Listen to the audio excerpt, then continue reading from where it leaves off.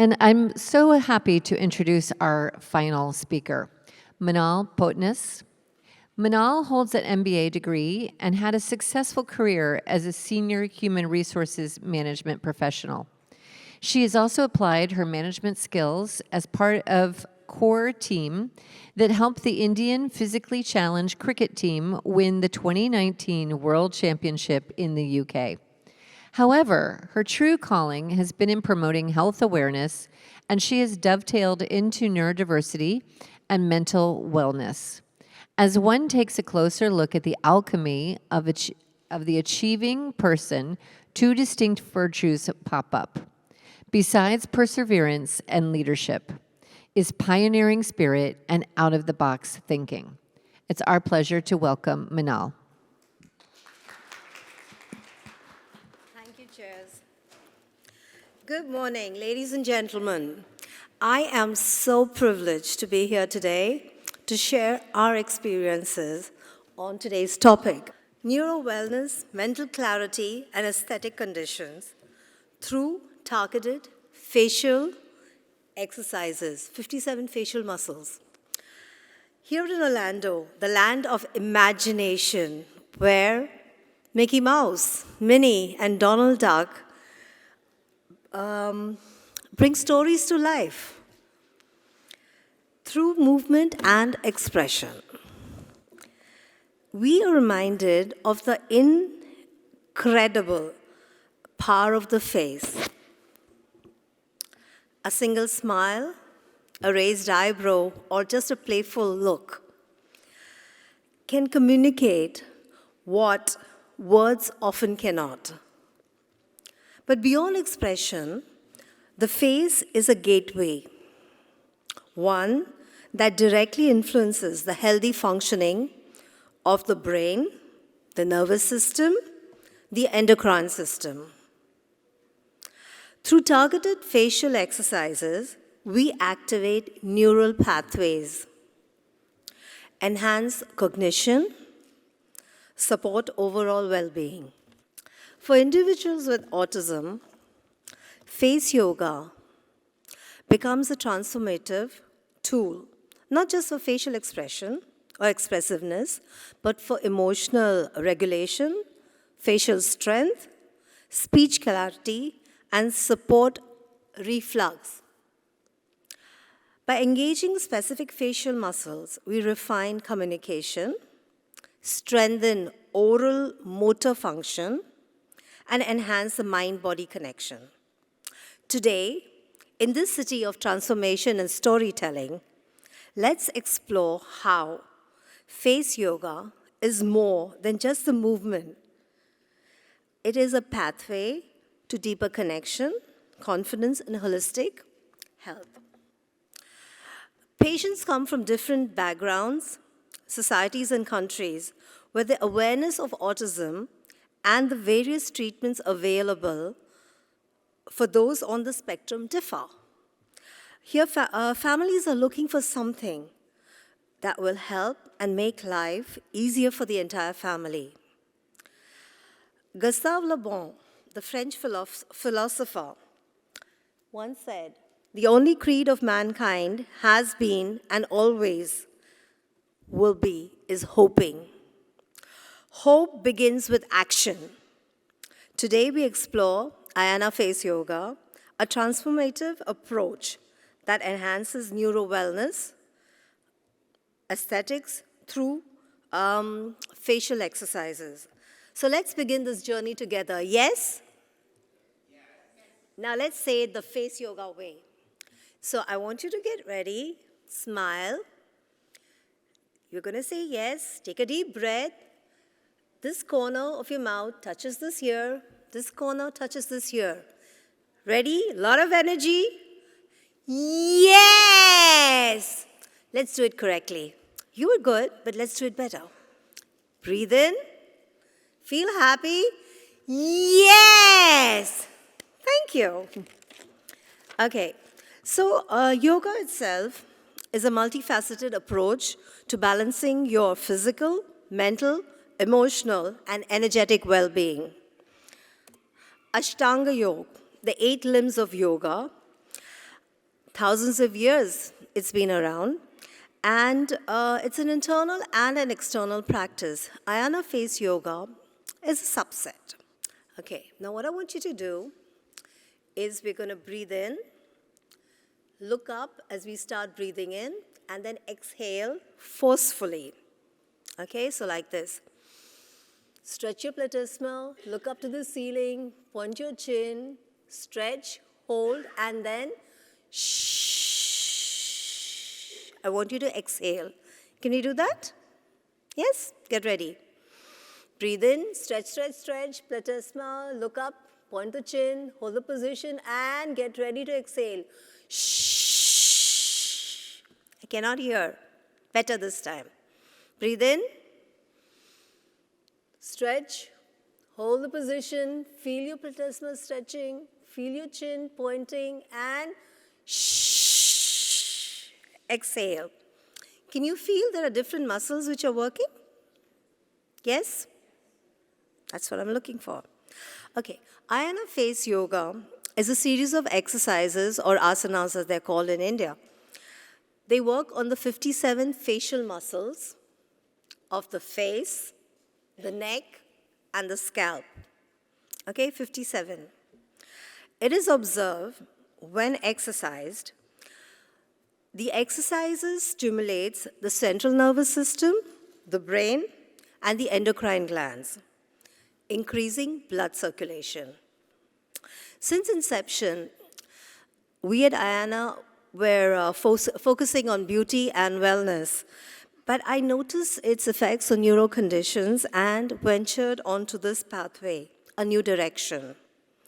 Face yoga is proving effective in facial paralysis, facial palsy, ALS, autism rehabilitation, mental health, and anti-aging. Beauty was one of the aspects, but it's been more fulfilling as we moved into autism rehabilitation, different aspects of neuroconditioning. What I want you to do is open your mouth, because we're going to work on the orbicular oris, the round muscle of your mouth. The round muscle of your mouth and the orbicular oculi are very important, because anything and everything on your face is attached either here or here. So let's try. Work with me. Ah. Hold the position, and now fold your lips in. Form a perfect O. Hold the position. Hold, and relax. And just tap quickly. Again, I want you to open your mouth. Let's do it perfectly. Ah. Fold. Tight. And feel happy. And breathe. Oh, please don't stop breathing. Breathe. Breathe. And relax. Tap quickly. It's called the feather massage. This exercise looks pretty simple, but it's very powerful. Why? Because depending on what the objective is, what's the goal? Is it for a patient? Is it for somebody for aesthetic beauty? And what is the objective? The exercise is tailored in terms of repetition, in terms of the holding strength, in terms of the duration of the pose, and alternating between different exercises. This is what the entire gamut is. So though it looks simple, it's very deep, it's very far-reaching. And such is the case with different exercises that are used in the different sessions that we have.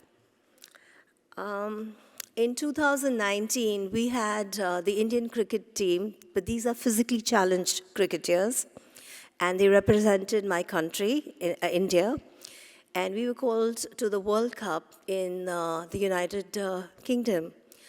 So for mental health, for clarity and focus, we use the face yoga modules, because the cricketers are practicing, but once they are on the field, it stops there. Something to bring them down to alpha, focus, increase the blood circulation in that area, get them off the anxiety. This is where face yoga played a very good role, a very important role. And it was, in fact, very interesting because 2019, we were winners of the Five Nation World Cup series. Before I go on to beauty, let me just talk about what we've been doing and our experience with autism and apraxia. So face yoga addressed the impairment of movement required of facial muscles. The exercises focused on facial muscles for speech, the tone, the control. Speech, tone, control with respect to my patients of autism and apraxia. Then MND and autism. So the focus that we went on to was to try and halt the bulbar progression with face yoga activation for, again, speech, depth of speech, the clarity, and the tongue strengthening. For MND, I have currently two ladies that I would like to sort of share an experience with.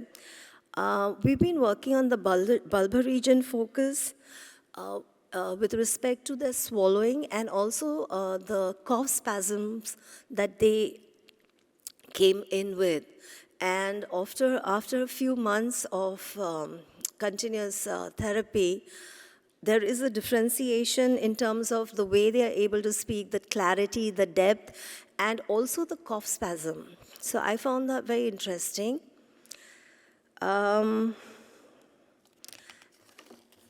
I have a little boy. He's not little, but he's about 10 years old, and he's tongue-tied. So he lives in Singapore, and we had started working on the tongue, specifically with the tongue, and of course, swallowing.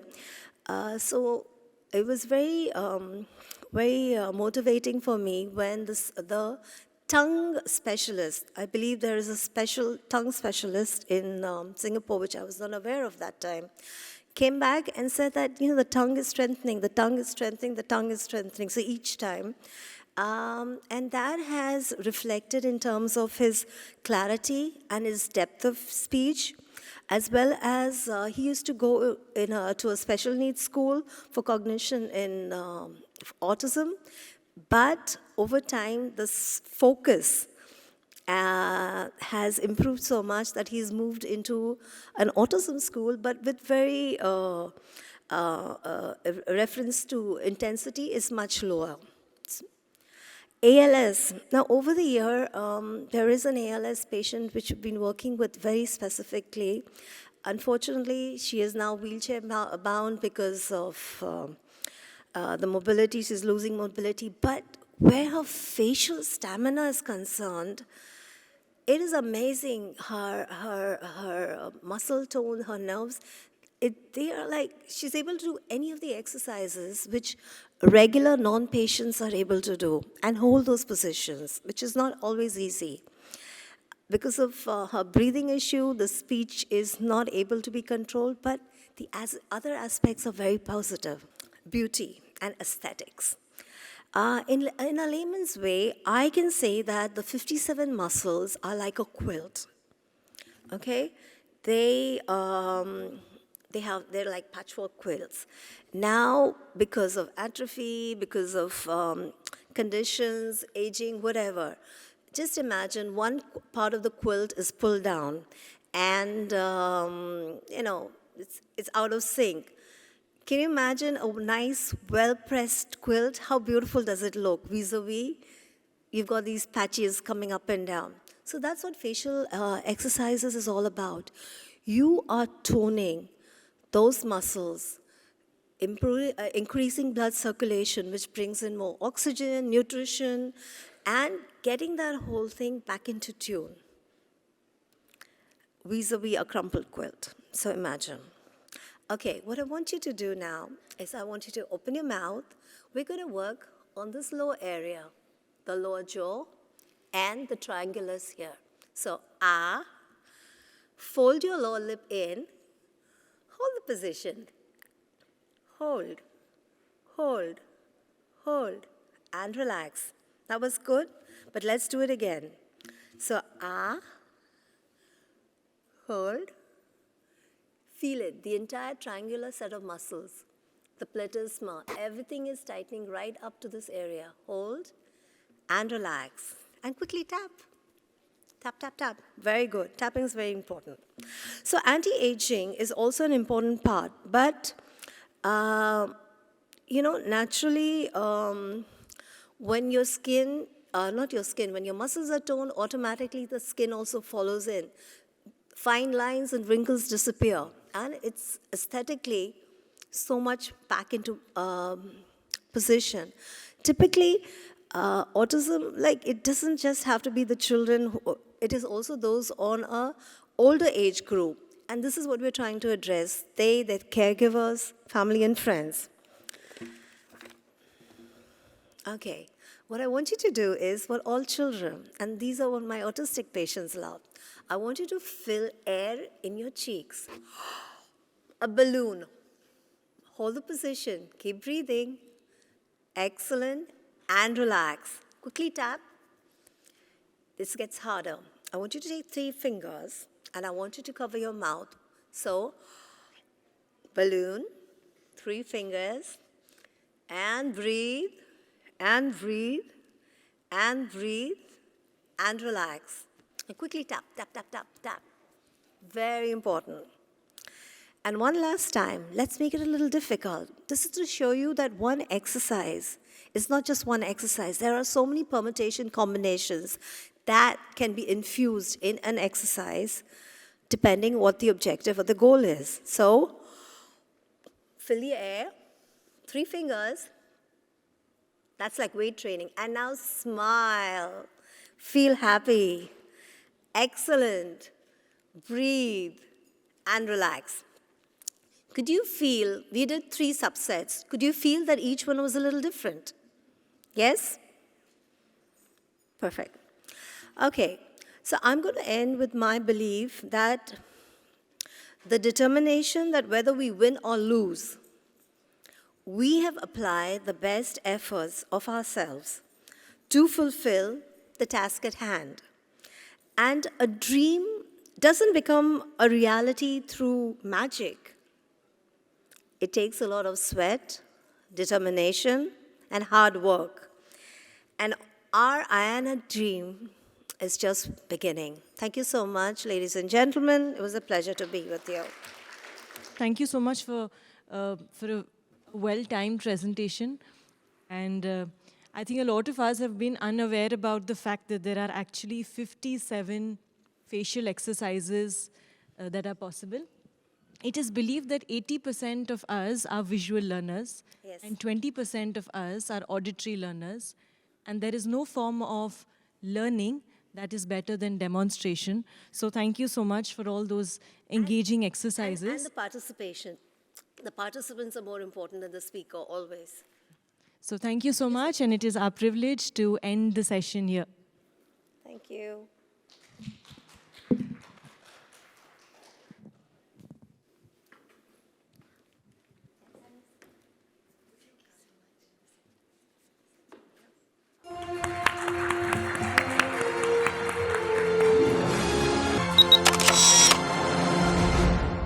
Welcome all the panelists, Dr. Temple Grandin, Dr. Alok Sharma, Ms. Lynn White, Dr. Richard Bowles, Thomas Silent, Ms. Stacey Hoagland, Ms. Elizabeth Bonker.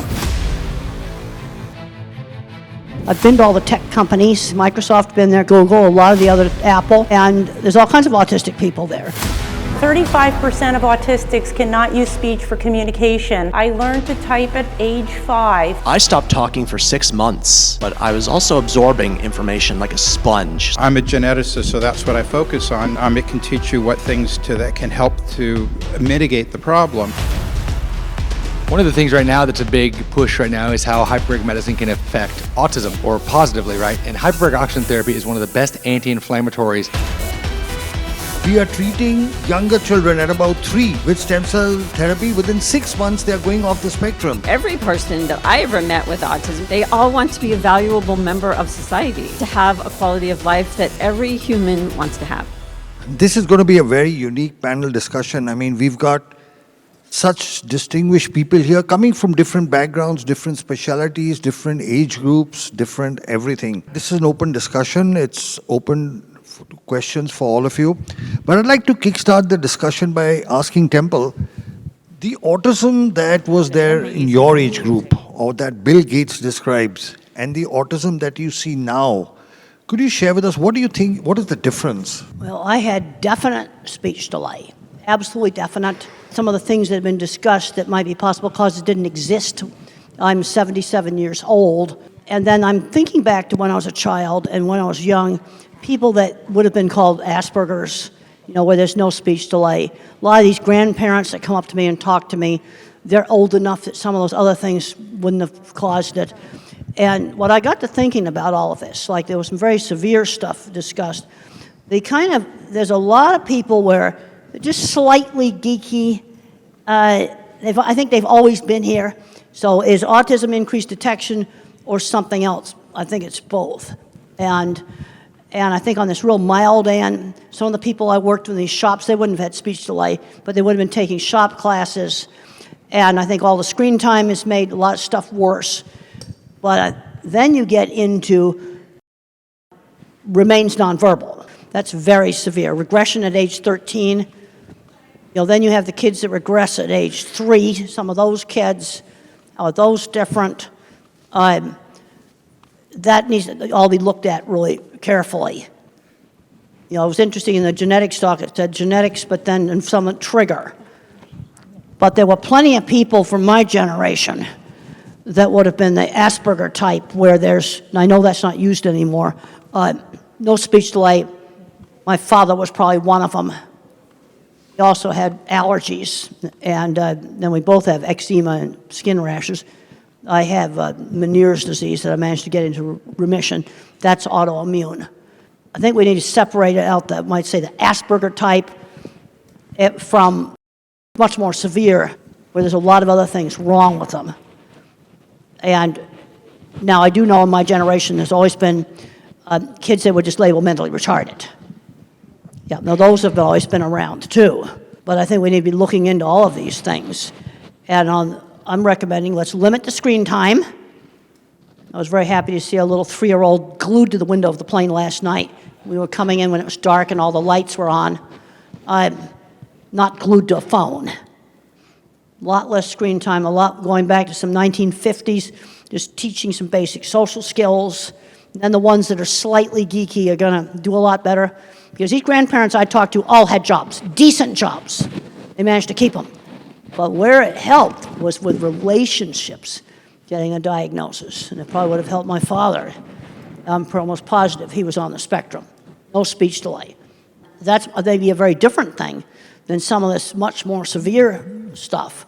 And the first thing I want to do is take the data and divide it, start doing some categories, like a multivariate analysis on the data, to see how it breaks out into categories. And there's just all the discussion about Kennedy. Well, we both might be right. You see, on one part of the spectrum, I think it may be just increased detection, but some of this more severe stuff, some of these other factors may be involved. If I may. Oh, and I'm what I like to call a zennial. I have Generation X's work ethic and millennials' tech savviness. I was born during the Star Wars years, like late 1983. I just aged myself there. But I also see some of the development of how autism has appeared over the years. For instance, when I was first diagnosed, or even before I was diagnosed, I stopped talking for 6 months when I was about 2 years old. But I was also absorbing information like a sponge. So when I finally spoke again, I was ready to wring that sponge out. I could read, write, spell, rearrange magnetized letters on the refrigerator into words. I would rewind Sesame Street over and over again, my favorite parts of movies. We've really come a long way since thinking that Dustin Hoffman and Rain Man is the definition of autism, or at least that's what they had to work with back then. You didn't need to have an intellectual disability, mental retardation, whatever you want to call it. In the mid-90s, that was when diagnostic criteria changed, and I was officially diagnosed then with mild autism. Yes, the term Asperger's syndrome was thrown out there, but my formal diagnosis was mild autism. Back in the 80s, you had to have speech delay to be autistic. 6 months of non-speaking, that was considered a speech delay. So I fit the bill more or less officially, but it was also really an eye-opener. So that explains why I rewind videos, why I do what I do. So having knowledge of that diagnosis, understanding how it came to be, and what I'm going to do about it. This is the hand I've been dealt. I don't want to change in the sense that if you were to say there's a cure for autism, you want it? I'm saying no, because I am who I am, and I wouldn't be who I am without autism. And like I said, belief in yourself, in your own time and space. Well, so this is an open discussion. Anybody can jump in. So, Taita, do you want to talk about some of your work? Sure, I'm happy to. So just to give you a quick overview, as you kind of probably heard from me, I'm a pediatrician. I have cerebral palsy, was born a 28-weeker. 18 surgeries later, here I sit by the grace of God as a pediatrician and a hyperbaric medicine physician. But one of the things that I do, I run a facility all across the United States and abroad doing hyperbaric medicine for special needs individuals, for both children and adults. I've treated all indications for hyperbaric oxygen therapy, the 17 that are approved in the US, and over 65 internationally. One of the things right now that's a big push right now is how hyperbaric medicine can affect autism, or positively, right? And hyperbaric oxygen therapy is one of the best anti-inflammatories out there available, better than prednisones, better than anything else like that. The big key, before I go into a little bit more, I'll take 2 minutes, it's important to note that correct type of hyperbaric chamber is necessary, right? As the president of the American College of Hyperbaric Medicine and a key opinion leader in that space, it's making sure that we don't have a lot of these soft shells and the misunderstanding of how to use hyperbaric medicine safely and effectively. But the bottom line is it does work because you're mobilizing stem cells through nitric oxide pathways, and you're able to see when you use hyperbaric oxygen therapy, it addresses... Are you saying the soft shells don't work? I'm saying that a lot of them aren't as effective. Yes, ma'am. I think that there's a safety effort there. They're not covered by the FDA. People don't have the right training. They work in terms of some depth, but I think that there's a larger breadth there that has to be, make sure you're doing it effectively and correctly, right? So we see this a lot. But you'll see a lot of anti-inflammatory processes and stem cell mobilization where you have actually an 8 to 12 times increase of your stem cells, and that's why these kids are improving. And when you combine them with some of Dr. Alok and other stem cell programs, you can see dramatic improvements. And so we're seeing the same kind of testimonies that you are showing in your presentation, Dr. Loke, new speech, ability to pick up new language. It's incredible results. Is your work published? Do you have scientific papers showing the results? There's well over 250 published papers, both in India and across the United States. There's actually, apart from that, there are just in autism, there's over 200 published papers in terms of showing the anti-inflammatory effects and how hyperbaric medicine can mitigate and improve autism and its effects. Richard, would you like to jump in? Genetics versus environment. It's not versus, it's always both. The genetics is who is at risk. I mean, let's face it, no one has perfect genetics, and no one has a perfect environment. But some children are being affected and other children are not, even though they're in the same, very similar environment. The difference is genetic risk. But even if you have the genetic risk, does not necessarily mean that you're going to get it. You have to have a permissive environment as well. So it's 1 plus 1. You have to have both of them. I think that a lot of people are focusing on environment, and that's great because that's something you can do something about, but not that many people focus on the genetics. I'm a geneticist, so that's what I focus on. Not that it's more important, but I think it's equally important. Knowing the genetic risk can teach you what things to avoid better. It can teach you what things that can help to mitigate the problem. Knowing the environmental risk can do the same thing. So I think they're equally important. Do you have any input? So much this entire week, right? We've heard so much about the new numbers and who's affected and who's not. And while, we definitely know that we have a greater number because physicians are better at diagnosing it, but they're getting better at diagnosing it because there's no more autism. So they're having more experience with it. I've been an educational advocate for 25 years. I have a son who's 30, who was really part of that initial bubble, if you will, where we saw significant growth. And I can certainly tell you, I work as an advocate in the 6th largest school district in this country. And the numbers of students who are in special education programs, not the kids we would have missed before, have grown so exponentially that the systems have not kept up with the numbers. And the children who are really getting what they need, whether it is through medical intervention, educational intervention, looking at housing and opportunities for employment, they're generally the kids whose parents remain the most active. Because there are ways out there to be able to access the supports, but there's no silver platter. So it's really good that you guys are here because you're getting a bit of the silver platter here, but you really have to learn more as much as you can because, you know, the services, even if somebody comes up with some, like where it's from, if you will, we're still going to need to advocate for treatment, for housing, for job opportunities, for better education. So the needs to advocate is not going to decrease. If anything, it could actually increase. So I just encourage you all to do that. So I think the numbers are not just like, it's not just genetics, it's not just environmental, it's not just this type of autism versus that type of autism. I think that every person that I ever met with autism, and it doesn't really matter if they were a speaker or non-speaker, they all want to be a valuable member of society.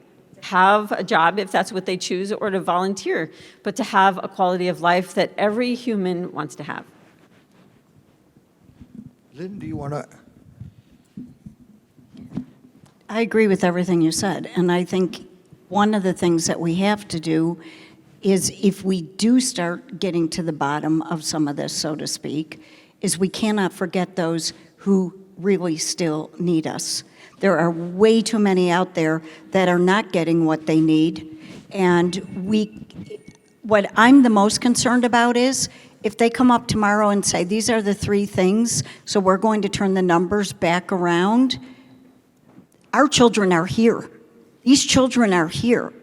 We have parents here who have come up to us and said, my child is 4 years old, help. Okay? We can't forget them. They're here. And I think everything she said is right. I don't work in the school system, she does, but I will tell you what I do know from on the homeschooling side, because I've been a long-term homeschooling activist, is there are a lot of parents who homeschool their children because they're frantic. It's not because they're, oh, I'm going to be a homeschool parent. It's, I don't know what else to do. And until we accept that we have to do more, I'm all about finding the solutions, but that's above my pay grade. I'm just trying to help the people that need the help. And in that vein, I failed finishing an Ironman twice before I succeeded the 3rd time. And for those of you that don't know what an Ironman is, it's 2.4 miles of swimming, 112 miles of biking, and 26.2 miles of running, all in under 17 hours. And I thought I could do it in Texas, but humidity, heat, headwinds, hills, they took me down like Superman to kryptonite.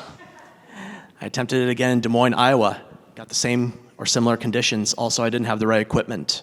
I realized I really had to invest not just in money like a new watch and better bike, but also putting in the time.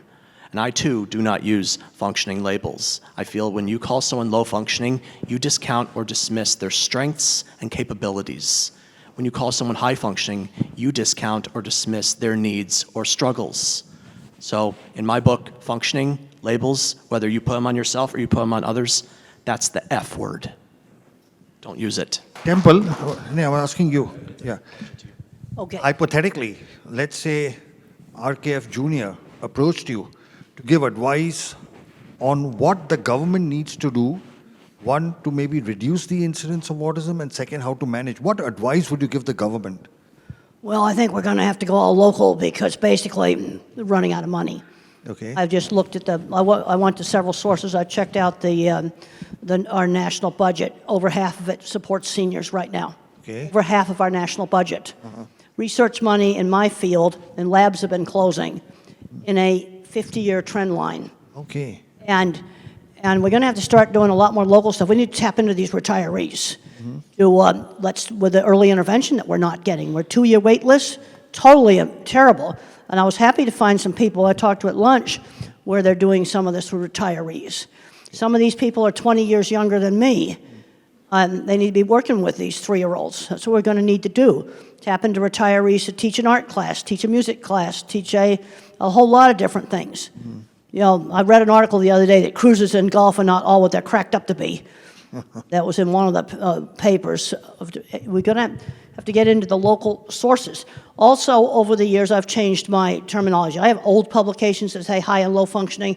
I can't change that. Okay. But my new publications, I'll call them nonverbal or non-speaking. Remain nonverbal, don't speak. Got rid of high and low functioning. Some of the older stuff, some of the activists got after me. Now, sometimes I think they can go overboard on all this jargon and things like this. Exactly, yeah. Because I just like to figure out really practical things. Okay, like the really nice lady right here was telling me, I like to give you an example of the kind of problem solving that I like to do. And when she was alone, she feels really scared because she's helpless. And I said, well, let's find a way for you to call somebody on a phone. Well, it has to be auditory. So we're going to just teach Siri that is one person, is another person, and then you just call on a speakerphone. You don't have to buy expensive stuff. I think they could be done with existing equipment. That's a simple thing to do. Okay, different buttons on the wheelchair that won't work. Okay, well then we don't use that. There's so many simple things. I remember one time watching a wonderful video a guy presented that showed a kid somewhere in Africa got one of those Blade Runner legs, got a pair of them. And he was just so happy out there stomping in the mud puddles. And something like that makes a lot more sense than a fancy electronic leg that's going to just break. Okay. It's also something they could probably make in local shops. You see, this is where a visual thinker sees solutions to problems.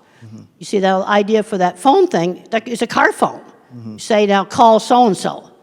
Well, we just got to make those little abrupt sounds. Why am I picking out those sounds? Because I don't want it accidentally going off all the time.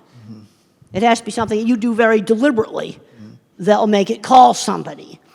I just think that stuff up. I mean, that's what visual thinkers do. I heard a solution to a problem. I also saw car phone in a car, too. The activists got all over some parent group that's called Profound Autism. And these are the people who need 24/7 care. You know where I've seen some of the best 24/7 care for really severe? Some faith-based groups. I've actually seen some very, very good programs. Benjamin's Hopes in Michigan, Brookwood in Texas. It's all private money. So some of the best programming I've seen for, I don't know what you want to call them, but these are the people that need 24/7 care. And they grow up into adults and the parents can't take care of them for the rest of their lives. That's just examples of some things I've seen that really worked well. We need more of that kind of stuff. So we'll touch on an important but sensitive topic.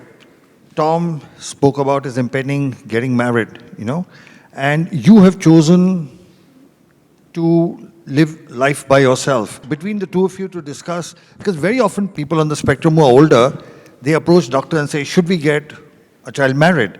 What would be your advice? Oh, there's been some very successful marriages. And the wife runs the business. No, seriously. There's been some very successful marriages. I know 2 computer programmers that got together. That's been very successful. They're both on the spectrum. And you know what they did for their engagement dinner? You got to go to a white table restaurant. You got to have candles because you got to set the stage for a super romantic discussion on computer data storage systems because they are the most interesting thing in the world. And 2 chemists got together. Oh, okay. Yep. There's been, some of these you intend to have nonverbal autistic kids. Yeah, there's a place for getting married. I had one parent come to me and said, my son's doing great. He got married, bought a house, going just great. If my book helped somebody to do that, I think that's really a good thing. No, they should get to do all the things that just regular people do. You know, some of them have got kids. That's been successful. I'm a problem solver. And I think I figured out a way for you to get a phone that you can use. They'll call 2 or 3, maybe at least 2 numbers. Because I'd be anxious too if I was you and I was all by myself. Tom, your views? For my part, as far as marriage goes, there was a time I thought I wouldn't get married. And I was in a relationship with a woman on the autism spectrum, but it didn't work out. My parents, and they're still together. My mom and dad are still married after 45 years, but they live over 1,000 miles away from me. There was a time they offered me the opportunity to move up to where they were going. I said, I've built a life here. I'm going to stay. So actually, my parents, as much as I love them, being out of the equation actually helped me blossom. Yeah. I see we have some agreement. And Rosetta, she had to step out to check on an order of hers, but we had met in person 6 years ago at an event, kind of like this one. So we knew each other in person, face to face, stayed in touch online during the pandemic. She moved to Virginia, that's where she hails from. I was in California. Then I was doing the Ironman in Maryland, the one I finished. And before that, I said, I'd like to meet you again. So we made arrangements after I finished the Ironman to meet, and we decided to get married, and we're getting married in September. And there are people in my life, unfortunately, that are thinking this would never happen. And now that it is, they are struck. Don't you think that woman is the most gorgeous woman out there, crown or not? And for someone with autism, and she's not on the autism spectrum, but I am able to make our relationship work. We have our struggles, as any couple does, but we believe that it's going to work out. And statistically speaking, only about 7% of people with autism ever get married. And even fewer stay married. So we have some resistance, some difficult spots, but our love matters. And I really wish she was here to hear me say that. I would like to add, although that's very good, because as a pediatrician and as a person with a disability myself, I have a wife, 3 kids. One, we also adopted a special needs daughter who has Netherton syndrome from wound care side. We won't get into all that. But the point is, I'm sure you guys are familiar with the term ableism, right? A lot of times, a neurotypical individual is going to say, well, back in the old days, I wanted to go to the movies. Well, we didn't want to invite Tyler because he couldn't walk up into the stairs, right? So they were trying to save my feelings because they didn't want me to fall down the stairs, for example, when really I just wanted to be invited to the movies, let's say. So the point of all this I'm making is you just got to look outside the box and allow, there's a lot of blessings. We're all handicapped. Mind and world can see. We're all struggling with something. We all wish we could change something about ourselves, and that's the whole point about whether you're on the spectrum or not, right? But I think it has very much, we have to combat ableism in this country. Going back to what I would say to RFK, if it was for me or for anybody else with a disability, is when we lose value in people, we start to fail. And I think that's where the slip is, even though maybe some of his comments, in his mind, he was actually trying to help. I want to believe that, right? He was talking about the severe autism where they're never going to get married. I mean, I see these kids. So do you, Dr. Sharma. So do you, the occupational therapist. That's a real thing that we deal with, and these parents are looking for hope. So I don't want to say that by any means he's inherently evil, but it's a crass comment, and realizing and finding people's value and how they navigate the world. And people that are non-speaking, if they're in a job, know the difference between real work and stupid little busy work. And the other place where I've seen some really great programs is when the chairman or the president of a company has a child with a disability. I've forgotten the name of the man that did the warehouses at the Walgreens pharmacy, the distribution warehouses. He changed the computer so you didn't have to read, and the crews with the intellectual disabilities did better than the so-called regular people working in these warehouses. You see where the top does it. I went and I visited a plant in Mexico that actually had a very good program. There was a guy there that had, he said we had a boardroom meeting, and he said, well, I have Asperger's, and I now support my family. I support my sick grandmother. He was very proud of that. They put boxes together. Well, they had a marble stair in their corporate office. 3 people carried the wheelchair upstairs. It sort of was just the attitude of doing it in the middle of Mexico. Again, an owner of a company that has a child with a severe disability makes stuff like this happen. So about 35% of autistics cannot use speech for communication. These non-speakers can learn to type. I learned to type at age 5. It's never too late to teach a non-speaker to type. With typing, we can be educated and live productive lives.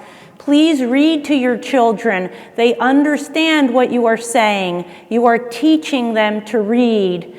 There are now thousands of typers around the world graduating from college. You need to work on these body issues. Thank you to all the doctors. You cannot learn if you feel terrible. Regulation issues affect so many of us. We are working on getting non-speakers out of fight or flight. Communication and regulation for all. You can do this, parents. We appreciate all you do for us, even if we can't say the words. Non-speakers suffer in silence. Please use Communication for All to teach them to type free of charge.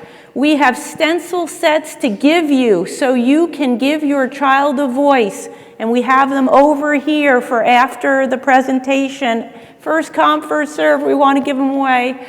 C4A Academy is our program of instructional videos. You can do it. We are all human beings who want to connect. We don't want to be left alone. Take us out to museums and for walks in nature. You can learn from parents who have walked the path and autistics who live the life. Non-speakers have a motor disorder, not a cognitive one. We want to have relationships of all kinds. We are just like you. Look beyond our differences. Please believe your children have gifts for the world. The world will be a better place when all non-speakers can communicate and share their gifts. There are more than 30 million non-speakers in the world and only a few thousand typers. Please join our mission to change this. Most non-speakers are diagnosed with intellectual disability, and we have a motor disorder. Don't believe the IQ tests. We need to learn to type to show you what we know. Giving an iPad with a picture exchange system is not enough. We need 26 letters to express ourselves and be educated. Please watch the Spellers movie on YouTube. It will show you how typing changes lives from hopeless to hopeful.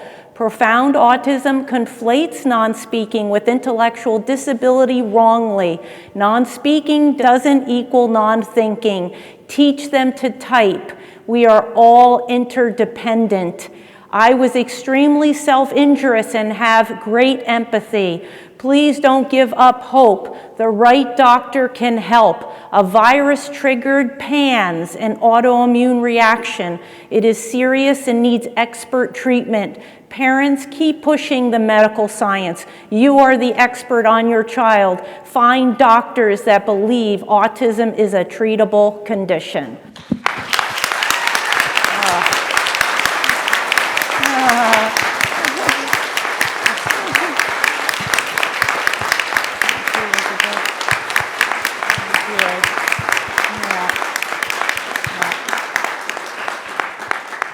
This question is for Dr. Bolts. This is about the supplements that you had shared earlier. Is there a protocol to wean off the clients or patients who are using them, or is it more like a lifelong usage of these items? I think that depends on why the supplements are started in the first place. If they're started because you want to improve your concentration and focus a bit, and then you do it on your own or go to an environment in which that's not necessary, then you can decrease it. But for the most part, autism was present at conception, at least the genetic component of it, and the neurological part was present in very early life. And most people continue these supplements for a long time. I do want to mention one thing that from earlier is that when we're talking about autism, we're talking about an extremely wide spectrum. And on one side, you have the billionaires, and obviously they are employed and they are getting married, and they are thinking of themselves as neuro-unique and not disabled, and that's very, very valid, and they are actually offering a tremendous amount for society. And on the other end of the spectrum, as a pediatrician, I see people that have very severe intellectual disability, who have abilities of a 3-year-old when they're intellectually while they're an adult. Maybe they can't even walk very well, maybe they have seizures, maybe they have serious problems as well. And those are also with autism. And those people are not going to get married and are not going to be employed. And then there's everything in between. There's a tremendous spectrum. And so it's really hard to talk about everything on the same spectrum with the same answer. I can't stress enough how much people underestimate the autism population. Yep. We are overlooked, we are undervalued, and unfortunately we believe what we are told, sometimes too much. When we're told we can't do something, we internalize it, we believe it, and we stick with that. It took a lot of me to get out of my own way and realize I don't have to listen to the haters. I'm going to do more with my life, and look where I'm going. Well, one of the things the projects that were shown in the HBO movie I did in the 70s, and I wanted to prove I wasn't stupid.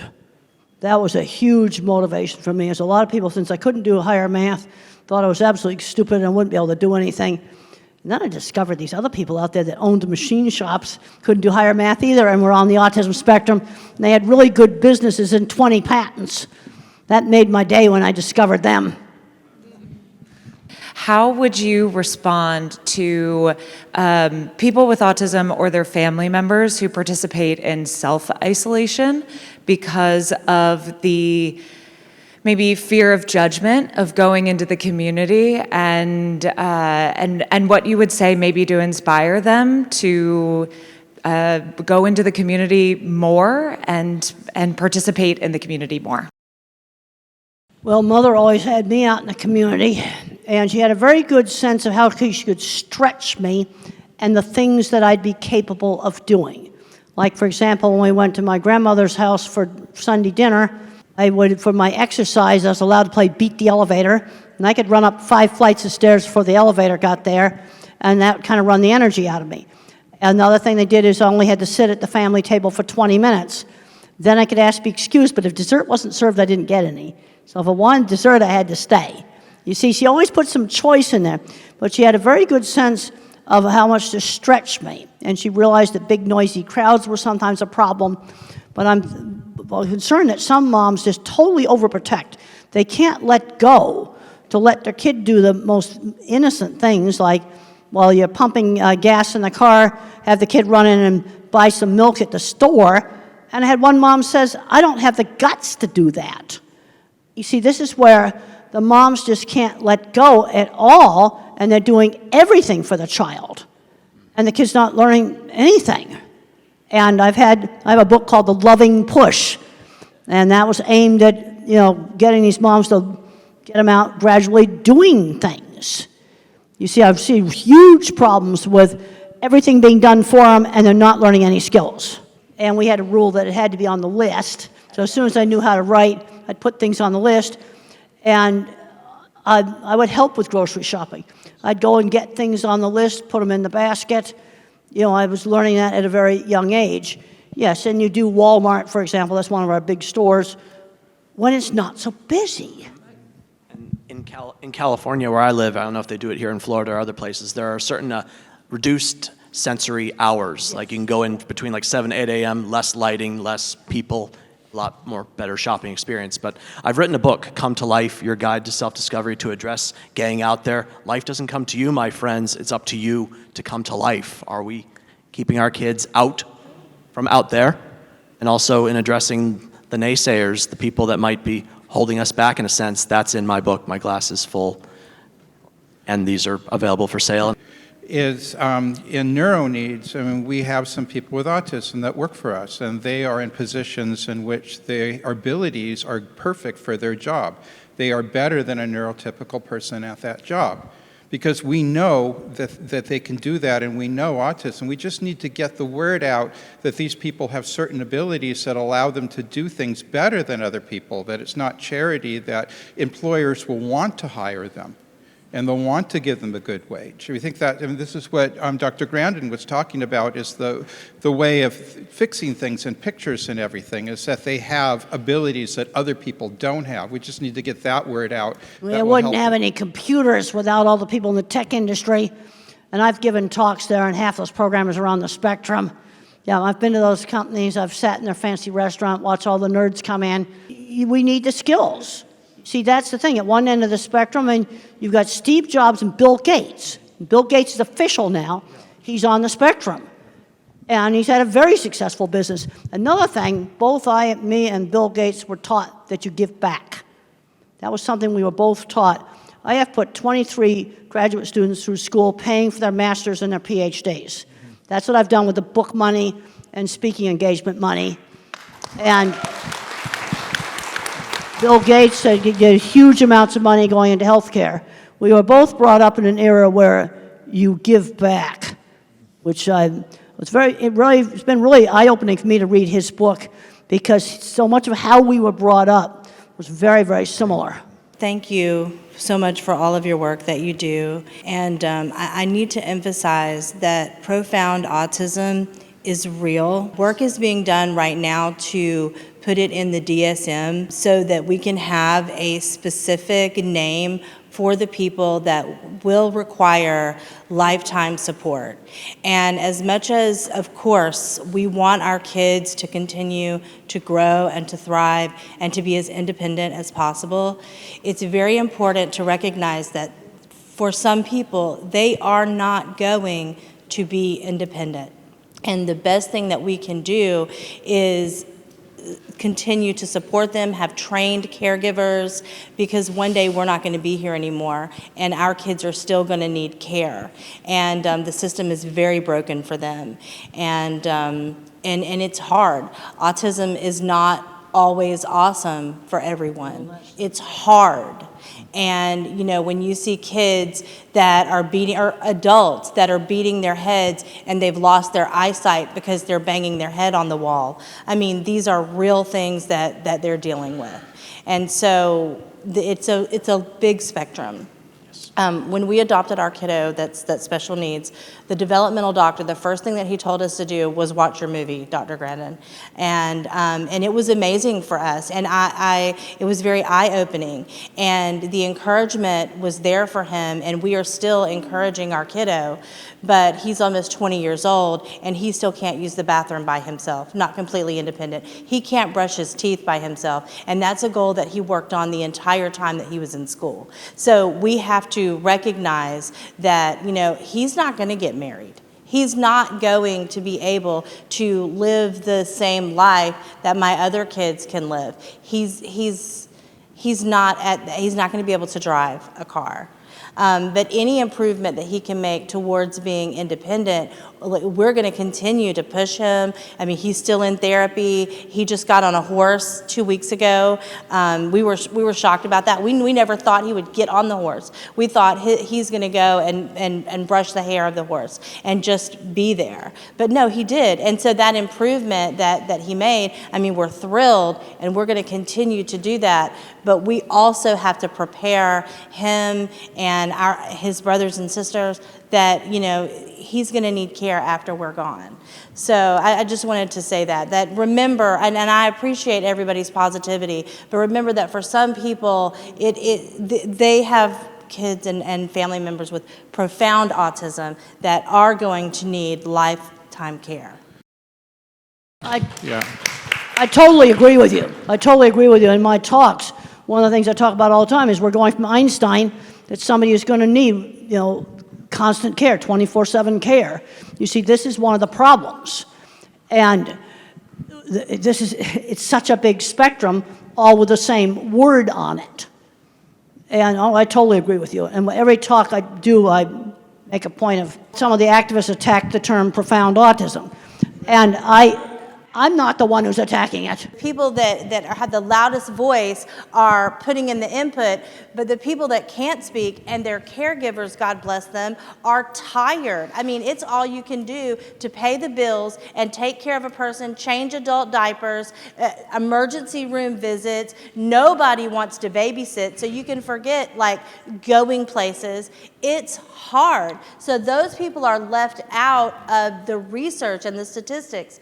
And so it's important for us as the autism community as a whole to remember that 27%. Okay, now I'm very interested in the 27%. That's profound autistics. Okay, where that figure came from. Just from my experience, I'm pretty sure that's correct. I was just at the Profound Autism Summit last week in Boston, and that was the figures that they gave, and I trust But that. I've seen parents just completely stressed out. I remember one respite program they had in Texas, and the family was so stressed out, they just put the music on in their air-conditioned car and just laid there for 4 hours. That was how stressed out they were. It was 4 hours of respite, and this is very different than somebody like me or somebody like Bill Gates. It's a totally different thing. And then you have some that are kind of medium that may not be totally independent, but they can do a lot of life skills. It's such a big spectrum. I really believe that what we need more people that care, more people that don't have autism, that care, like teenagers and like you said, seniors, that can help parents, that are trained, that there just needs to be more compassion in our society, and I feel like that should be a part of the message that the autism community is putting out there. Well, the other problem we got was certain advocates, the autism community, they attacked me, they've called me ableist, they've called me bad things. You know, some of it, they just put so much venom out there right. that you're not actually getting things done. One of the things that 25 years, you gotta remember I'm 25 years in the construction industry, and I have found that it affects how I think about things. You have to build things and solve problems and not just talk about it. You gotta do stuff, you gotta get projects done, you gotta make them work. You got to not fight everybody. You don't get jobs done doing that. It is to support children like yours that I made that comment that didn't go over well. That autism is a very large spectrum. I see kids that appear to be profound.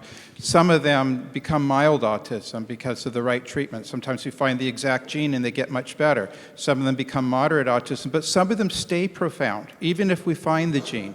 Some of them we can't help today in 2025, no matter what we do. And you're right, the community is not really supporting them to the degree that perhaps that we should. And we need to consider them as well as the others.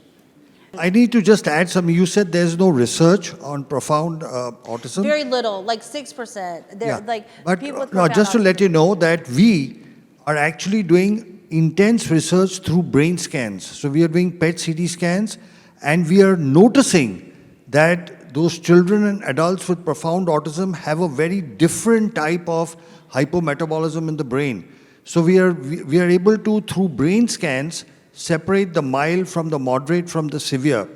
And we are also able to, we can also see which parts of the brain are working more and what special skill sets they could possibly have. So today, especially in the neuroimaging world, the focus is shifting from what they cannot do, the brain that is not working properly, to what they can do. And as you know, in all the talks, including what Temple spoke about and Tom spoke about, once we identify what is the thing that they are specially connected to, feel about, and then give them coaching in that, they do miracles. Now the treatments that we have, the treatment that Tytler said, hyperbaric oxygen, our own treatment with stem cell therapy, we are able to help the people with profound autism as well, because the stem cells go and repair that part of the brain which is damaged. And we are seeing non-verbal, see, there's no question about the improvement. A child who's non-verbal for 8-9 years starts talking, Now there is no question about whether it worked or not, because you're non-verbal, and surprisingly, among the first things that the children say, they tell their mothers, "I love you, mommy." We've got dozens of kids where among the first things that comes out is expression of love. It was just bottled up inside, and it actually gets expressed. Yes, there is work being done. Those distinctions are happening, and it is likely that in the future, the combination of stem cells with hyperbaric oxygen and rehab will possibly help the children. I want to make a quick comment to you. Go ahead. One thing you didn't say in what you just talked about with profound autism, you voluntarily took that on, which is amazing. Not a lot of people would do what you did. Thank you for your contribution. So that's Rosetta. a lot. You're on, Rosetta. We are here because we're together, right? Because we love one another. We're talking about autism. These great people on this panel have different views, different point of views. Remember, we look at life different ways. Each person brings something great to the table. So let's respect every person on the panel, and everyone here is being respected. The thing I would like to point out is that I remember going to Tanzania, and Tom and I was talking with a lady there. She said the moment her son was born, her and her husband was told he would never be married. She would never have grandkids. Now, for my experience as being a nurse, I'm not a nurse now, I'm a motivational speaker, but I was a nurse. So I know what it's like to change diapers. I know what it's like to take care of someone. But I also know patients that are underestimated. So it's very important, no matter what you're told about your child or your loved one, never set the bar so low that you keep it there, that you miss something great about your loved ones. I love you all. Thank you for your time. So 2 days ago, we went to our neurologist, and we were trying to understand, is there a way of defining physically in the brain autism? And she said no. She provided certain suggestions, and we felt so bad that we didn't tell her that 2 weeks before we have had stem cell treatment in India. So there's such a bad perception in the US, unfortunately. And one of the things that she said is there's no research. In our minds, like, Dr. Sharma has all the research in the world. Specifically, she pointed out to Duke University. Duke University is the one that has done the most studies in the US, but they only do stem cell treatments for kids with cancer. So my suggestion and pledge, Dr. Sharma, how can we let the world about your research? And I know you have it. You are open to give it to anyone who wants that. What can we do, us here, to help the world know about the success of your treatment? Whether it's leaders, politicians, regulators, they finally listen to people. You're the real voice. You are what is real. All of us, some of us, have professions, some of us have a conflict of interest, some of us have particular preferences or beliefs, but parents have one and only one thing in their mind, the well-being of their children. Is there anything else that you can even think of? Nothing. So your voice is the voice that will be heard. And when you speak it loud enough and repeat it enough, there will be a change. Change comes about when people like you speak out. Because, we believe our own clinical experience is showing us that when we are treating younger children at about 3 with stem cell therapy, within 6 months they are going off the spectrum. The older the child, the longer it takes. And it is my hope and dream that one day this becomes a standard of care. The moment it is diagnosed, especially kids who are profound, will need it. There are children who will not need it. There are a whole lot of children who are mild, who adapt and who get along with life very well. But not everyone.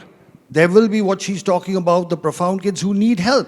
There's something called a hole in the heart. Kids with Down syndrome have a hole in the heart. If you have a hole in the heart, you fix it. The cardiac surgeon will go and do something and fix it. So if there is severe and profound damage, it needs to be fixed. And what we are seeing is that once you fix that, whether it's hyperbaric oxygen, whether it's micronutrients, whether it's the supplements that he was talking about, whether it's the stem cell I talk about, whether it's the rehab he talks about, in my lecture I said it all works together. So your voice is the voice that will be heard. Anybody else, any questions? I have one question. I'm watching with the gentleman behind me who is telling about that. Even my neurologist did not believe when we started the stem cell therapy for my son. But after 3 or 4 visits to India to the neurodevelopmental, the changes she saw in the kid, it's unbelievable. My son is the same patient for the last 6 to 7 years with the same neurologist, with the therapies and everything. the development, what she saw after stem cell therapy is totally different. We could able to make understand the neurologist, but the school system did not understanding us actually. Some of my friends, when they go to this kind of a different kind of a therapy out of the book, which is not profound in very popular in USA, they're not even going to tell in their schools actually. They're telling that we're going to vacation for 5 days, 6 days. We did the same thing. We went to the school. I said like, my kid got help. If somebody needs help, you call my number, I'll tell them the same thing. I told every parent who called me, and I given the number, I told him that what are the benefits which my kid got. I feel if we don't keep the awareness of these things, of a different methods, it is impossible to help the whole community. The community needs help. We have to be together to help the system. Because if the system doesn't help, we have to come up from our own side from here and help the system. My son can see a video now, head, shoulders, knees, and toes, and by God, he's following the video for the first time in his life, touching his head, his shoulders, his knees, and toes. He can say 3 weeks out of a stem cell. He can say 1, 2, 3, 4, 5, 6, 7, 8, 9, 10, even though he has apraxia, and sometimes he closes his mouth to talk. A, B, C, D, E, F, G, and we practice that every day.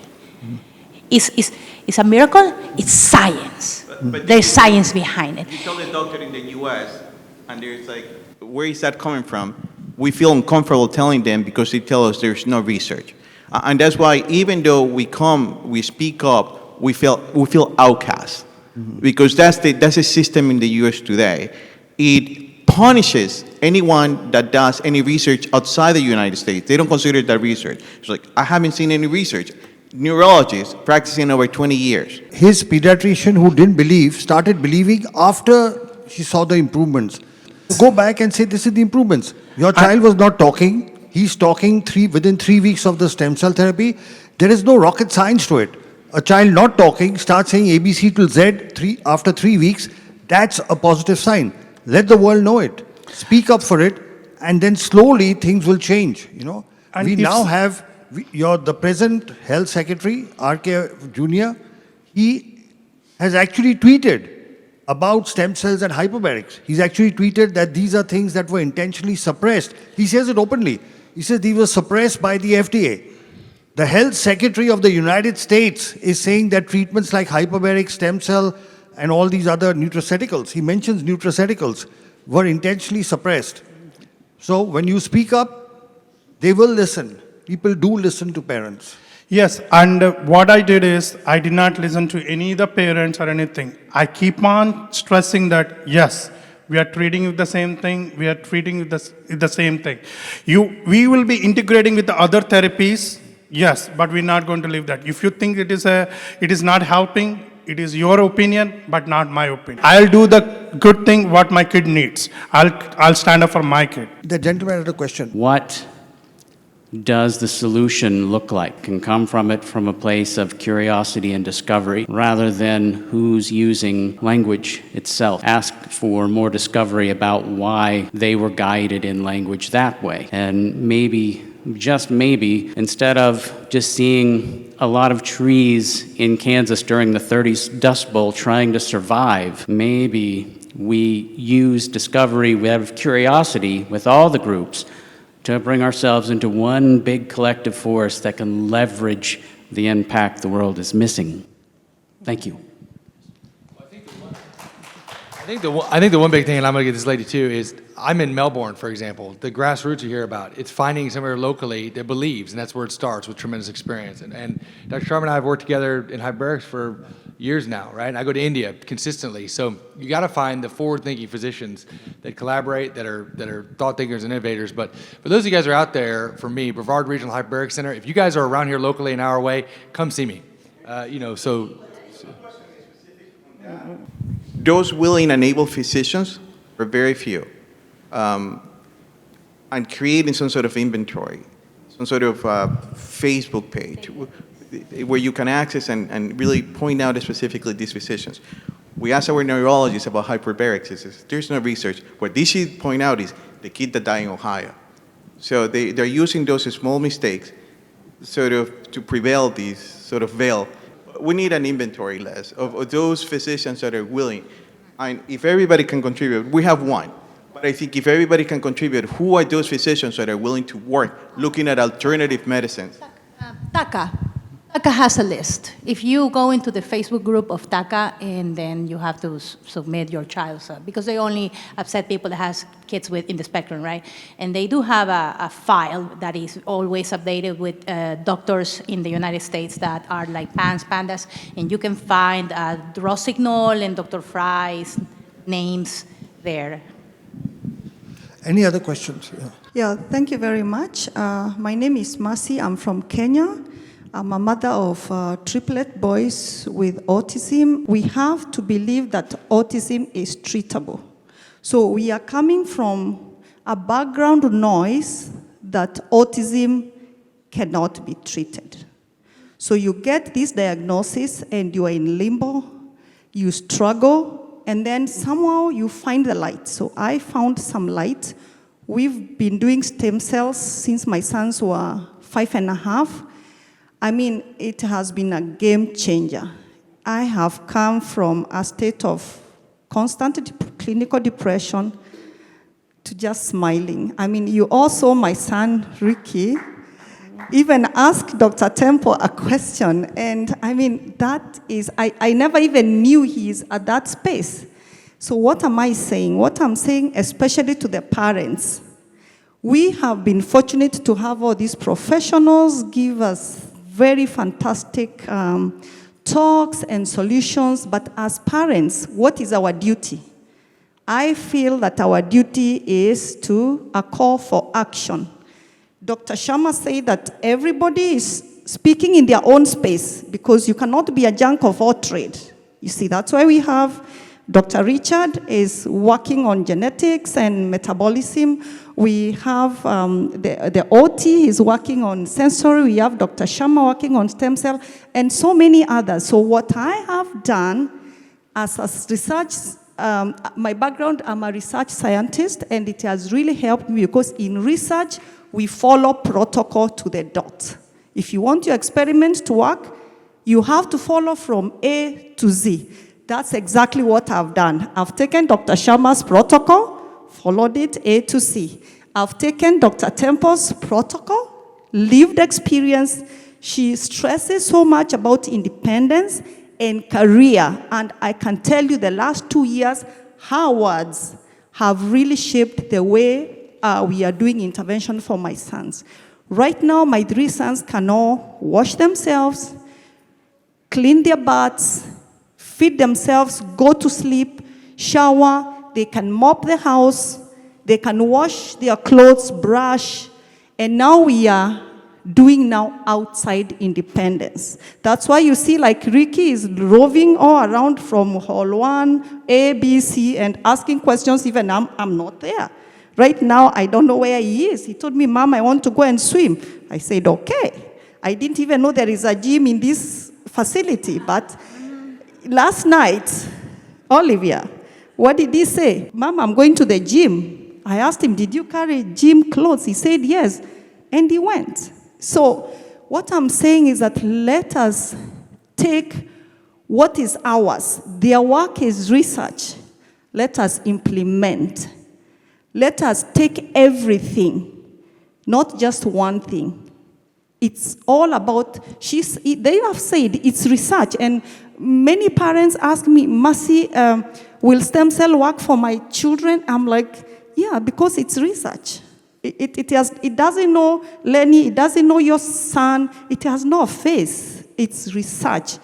Just follow the protocol. You know that stem cell cannot work on its own. Work on the diet, metabolism, work on multidisciplinary neurorehabilitation, and definitely be patient. For us, it's been a journey of 8 years. Those who were in Sylvie's talk yesterday morning, they saw my son riding a bicycle, participating in a charity event to raise funds for a school of special needs, and he was actually riding in a crowded highway.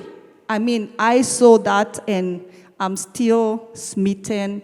I'm still overwhelmed. So please, parents, let's take our mat and walk. Thank you.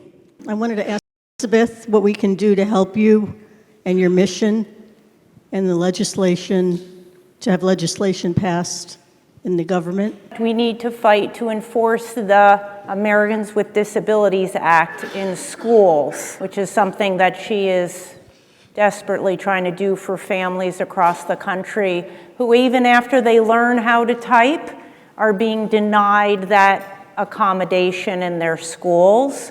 So again, there's so many things to do. Thank you for the question.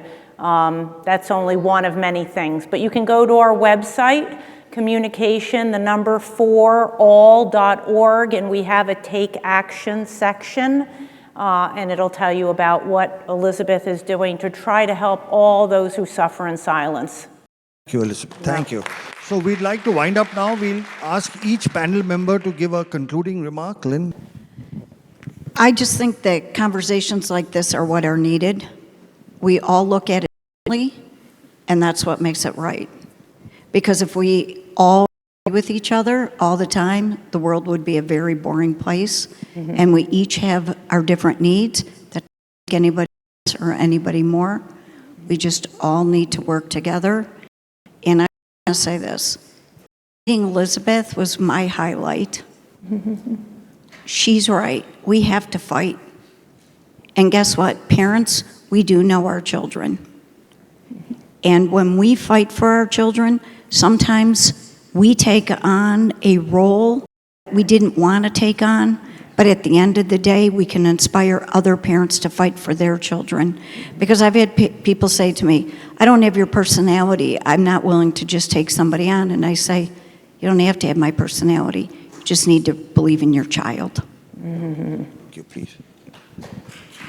Welcome to Yeah, well, I mean, I think Elizabeth kind of says it all up there. But just to go to what you guys were saying, just real quick for a minute, when my son was little, we got very quickly, as soon as he got diagnosed, we got into looking at bio treatments. And we did the gluten and casein-free diet. And when I took him back, because I don't know, I guess I had this thought in my head, because they keep wanting you to come back, like they're going to say something different. And so I took him back like the next year to that same neurologist. And he's like, wow, what are you doing? He looks pretty good. Like, what's happening?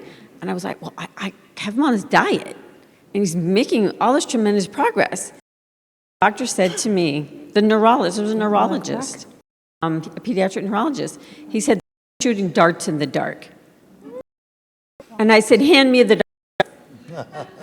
And so, you know, you take people's as much information as you can. You talk to people who have, who are experts in the field, and then you make the best decision you can for your family. Some of us physicians, like myself, have been around for a while, and we've been treating autism successfully for 30 years, and you're right, the institutions still don't believe that it works. I'm trying to publish as much as I can. It's a drop in the bucket for what we need. A lot of people are doing the same. The parents need to fight. Hopefully we have an administration now that is listening. At least now they are. Maybe they'll make a difference. With autism increasing so incredibly rapidly, this is going to become a societal suicide mission if we don't immediately get off the tracks and do something about it now and take care of all the kids along the way. Thank you. No one tells your story better than you do. And too many of us are struggling to tell it. But when you find your voice and use it, that's when your life transforms for the better and other people's lives transform for the better. So go out there and do what needs to be done. Some of us have more work to do than others. We have come a long way, but we have a very long way to go. And I'm not much of a gardener, but I think every one of us is like a flower, and we might bloom later in life. Certain circumstances promote or stop our growth. Find the place where you can not only survive, but thrive.